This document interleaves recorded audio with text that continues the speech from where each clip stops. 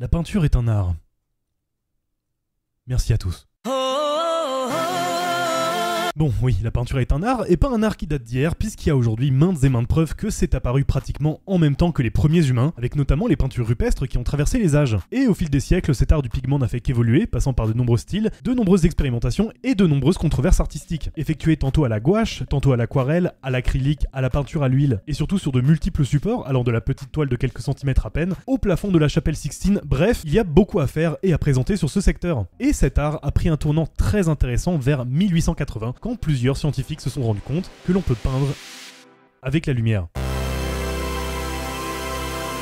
Alors déjà on va préciser quelque chose, parce que même moi j'ai fait l'erreur en commençant à écrire cet épisode. Il est nécessaire de ne pas confondre light painting et light art, qui sont deux choses liées, mais quand même différentes. Le light art, pour passer rapidement dessus, c'est tout simplement l'ensemble de l'art visuel basé sur la lumière. Selon Wikipédia, on pourrait dire que cet art a laissé ses premières traces il y a plus d'1 millénaire, notamment en Inde et en Chine, avec les théâtres d'ombre, processus utilisé d'abord à des fins religieuses et d'exorcisme, et qui s'est rapidement transformé en forme de spectacle visuel, dont le principe était de projeter des lumières sur des silhouettes découpées, afin de créer un jeu d'ombre animé. Jeu d'ombre qui était particulièrement populaire à l'époque. Avec l'apparition de l'éclairage électrique à la fin du 19e siècle, cet art prend une toute autre ampleur, mais c'est en 1960 qu'on voit l'âge d'or de ce domaine, et que ce soit dans la sphère de l'installation artistique, de la photo ou même de l'architecture, avec notamment des artistes comme Dan Flavin, Krissa ou encore James Turrell. Et donc, pour reprendre le sujet de cet épisode, dans ce sens-là, le light painting, et je vais revenir après dessus pour expliquer ce que c'est, est un procédé visuel appartenant au light art, au même titre que le LED art, le neon art, ou alors toute autre installation artistique existante ayant recours à une source de lumière, que ce soit un projecteur, une ampoule ou même juste le soleil dans le cas des vitraux par exemple. Un peu comme les films de sabre qui appartiennent aux films de baston ou la synthwave à l'ambiance musique, aujourd'hui on parle d'un sous-genre de niche.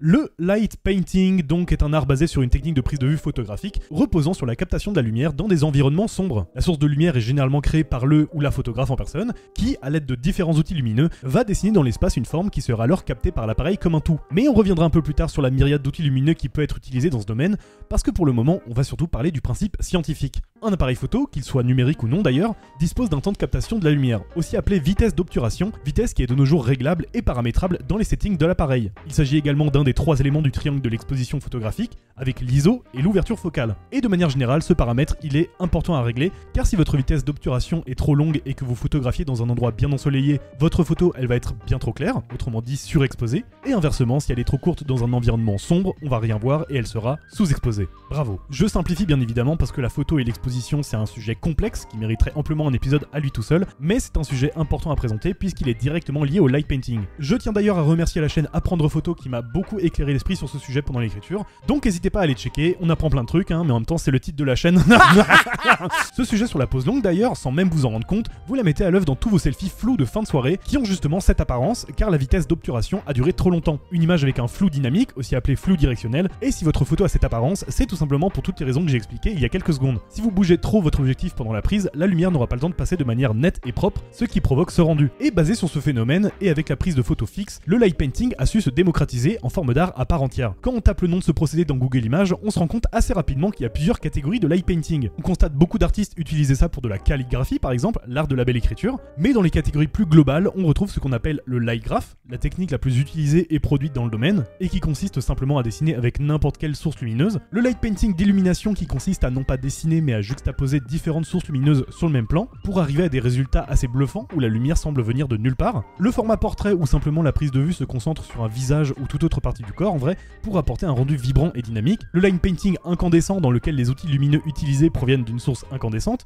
donc tout ce qui va du feu à l'étincelle. Le surlignage dont le principe est d'entourer ou de surligner un objet ou toute autre forme de volume. Le cercle et drapé, une catégorie de light painting que j'adore, basée sur des formes sinusoïdales, de cercles ou de courbes, bref des formes harmonieuses généralement produites grâce à l'élan, la force centrifuge et pas mal de dextérité. Et enfin la pose longue, la plus classique qui majoritairement consiste en des photos d'environnement prises avec une vitesse d'obturation très longue. Par exemple ce genre de photo que vous avez souvent pu voir, photo de la Voie lactée complètement déformée, totalement étirée, c'est ce principe. Une prise de photo qui dure très longtemps pour capter les mouvements lumineux de l'environnement. Pour ma part le light painting, j'ai découvert ça vraiment pas longtemps après avoir découvert Google Images, c'est-à-dire facile vers mes 11-12 ans, c'est dire si ça date, et je pense d'ailleurs que c'est une forme d'art qui a pris beaucoup d'ampleur avec internet étant donné que, je pense, peu de personnes connaissaient le principe avant ça. Des années plus tard, vers mes 18 ans, il m'est même arrivé d'avoir un cours sur cette pratique pendant mes études d'animation. Et j'ai eu beau chercher des heures dans mes dossiers et disques durs, je n'ai trouvé aucune trace des clichés que j'ai pris à l'époque, et c'est sans doute parce que c'était totalement raté et moche. Et pour pallier à ça, et prendre une revanche sur ma vie, j'ai décidé de retenter le coup chez moi des années après, et pour le bien de cet épisode. Et quand on a besoin de faire ça chez soi, il y a plusieurs choses à faire. Dans un premier temps, on appelle Tibre, Julie, Elias et Loupinette, qui sont très gentils, et qui ont de très bons appareils photo pour cette expérience. Dans un deuxième temps, on prend un bon café et on parle du temps qui court.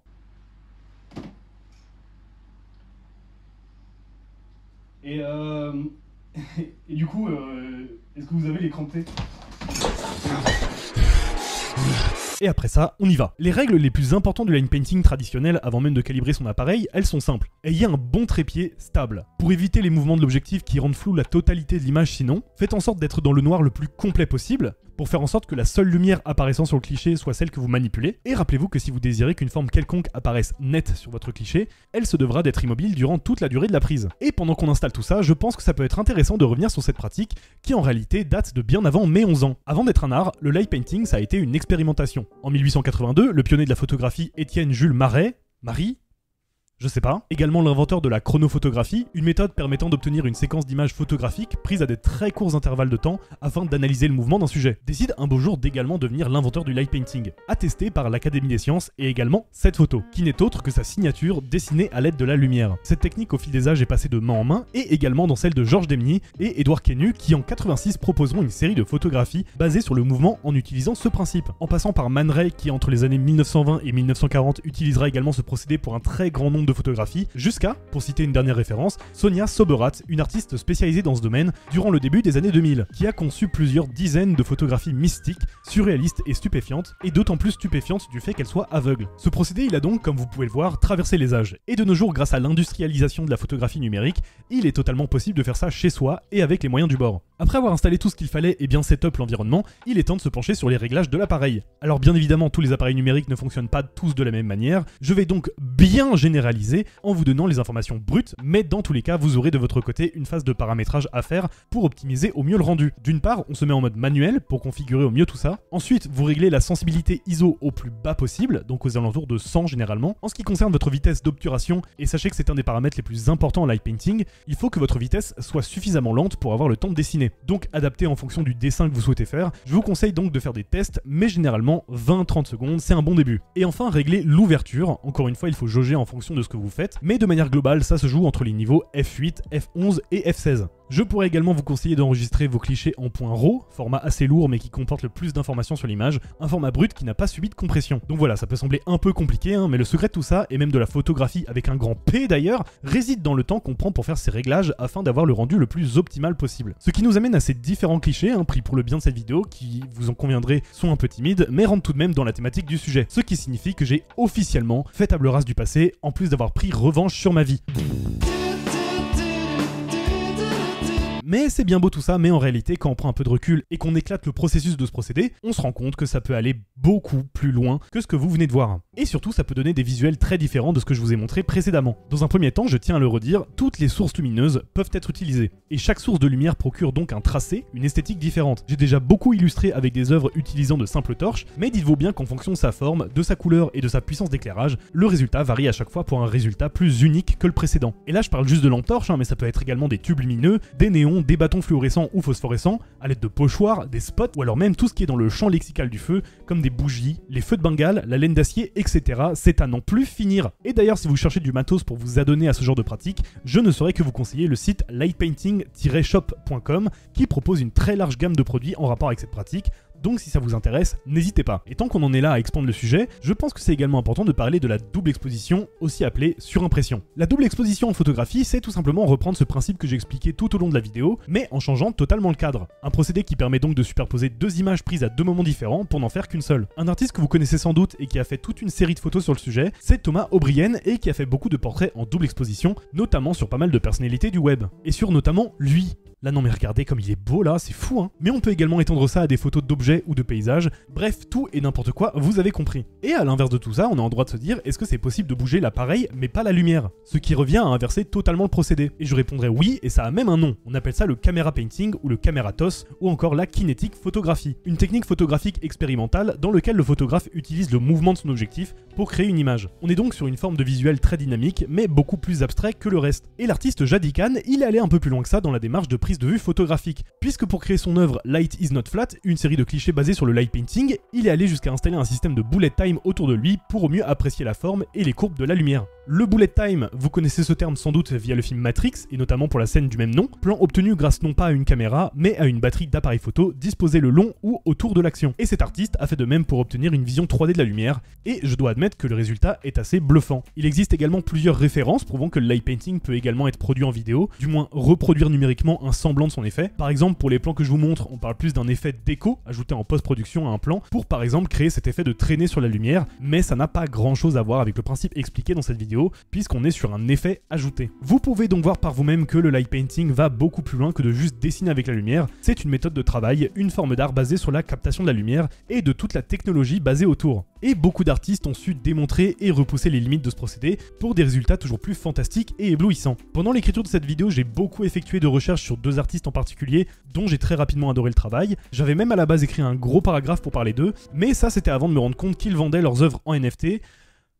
Donc à la place de les présenter eux, je vais juste conclure avec le travail de Jan Parvienen qui, dans toute ma recherche de références visuelles, a été celui qui m'a le plus marqué. Je trouve ces photos absolument fantastiques. Une vision d'un imaginaire si proche du réel, si grandiose et si impressionnant, si on prend en compte qu'aucune photo n'a été retouchée après la prise. Aujourd'hui, le light painting, on le voit assez rarement. C'est utilisé pour quelques pochettes d'albums, pour de la pub ou alors quelques clips, car j'ai l'impression que c'est un art assez discret, presque intimiste. Alors que pourtant il existe, ou du moins il a existé, un grand concours de photos basé spécifiquement sur le light painting, appelé le Oviedo Grand Contest, qui genre faisait gagner des prix et tout, mais il semblerait que la page Facebook de cet événement n'ait rien posté depuis 2017. Dommage. Cette pratique commence peut-être de nos jours à avoir mal vieilli, et peut-être dû au fait que de nos jours, avec l'avancée technologique, et avec la VR par exemple, il soit possible d'atteindre des résultats presque similaires à certains clichés, et le tout en digital. Pourtant, quand on comprend ce procédé, on se dit qu'il y a tellement moyen de faire de grandes choses, surtout de nos jours où nos techniques de manipulation de la lumière ont tellement évolué. Par exemple, les vols de drones lumineux, c'est un truc qui commence à beaucoup se faire. J'en ai même vu un jour par hasard en festival, donc vous allez pas me dire que ça pourrait pas être fou de combiner les deux quand on voit la précision de ces vols. Et puis surtout, de manière générale, c'est important de rappeler que le light painting est un art, mais avant tout une technique visuelle. Et déjà avec cette information, vous pouvez donc vous rendre compte que deux personnes totalement différentes auront un tracé totalement différent également à la caméra. Une approche totalement inégale et une vision du procédé complètement distinct. Les possibilités de création sont juste énormes. Bref, je sais pas si vous arrivez réellement à me suivre. Tout ça pour dire, j'aimerais en voir plus de cet art. Plus de variété, plus de prise de risque, parce que je trouve le principe incroyable. Et les résultats sont toujours un bonheur pour les yeux. En tout cas, moi, c'est mon avis sur la chose. Et j'espère qu'au travers de cette vidéo, j'aurai contribué à vous faire découvrir ce monde si vous ne le connaissiez pas. Et j'espère surtout que vous avez apprécié cet épisode, même s'il était un peu plus calme et posé que le reste. Merci à vous. Gros bisous.